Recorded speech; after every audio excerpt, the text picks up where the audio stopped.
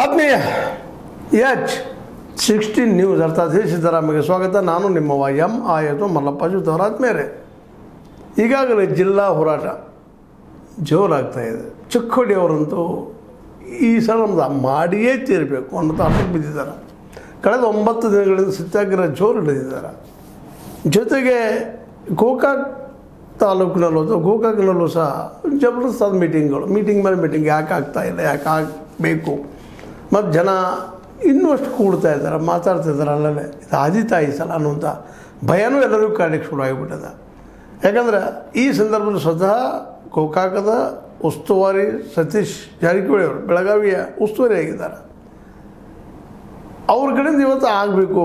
ಯಾಕೆಂದರೆ ಅವ್ರು ಮನಸ್ಸು ಮಾಡಿದರೆ ಮುಂಗೆ ಹಿಡಿದು ಮಾಡಿಸೋಂಥ ಕೆಲಸ ಸಿದ್ದರಾಮಯ್ಯರ ಮೇಲೆ ಅಷ್ಟು ಪ್ರಭಾವದ ಅನ್ನೋದು ಭಾಳ ಜನರ ಅಭಿಪ್ರಾಯ.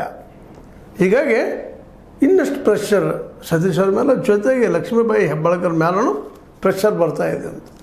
ಅದರಲ್ಲೂ ಚಿಕ್ಕೋಡಿ ಭಾಗದ ಜನ ಈ ಸಲ ಆಗಲಿಲ್ಲ ಅಂದರೆ ಇನ್ನೆಂದೂ ಆಗೋದಿಲ್ಲ ಅನ್ನೋದು ಸ್ಥಿತಿಗೆ ಬಂದಿದ್ದುಬಿಟ್ಟಿದ್ದಾರೆ ಮಾನಸಿಕವಾಗಿ. ಮತ್ತು ಗೋಕಾಕ್ ಭಾಗದಲ್ಲೂ ಅಷ್ಟೇ.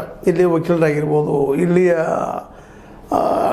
ಪಡ್ಗುಂದಿ ಡಾಕ್ಟರ್ ಅವರ ದವಾಖಾನೆಯಲ್ಲಿ ಮೀಟಿಂಗ್ಗಳು ಕರಿತಾ ಇದ್ದಾರೆ.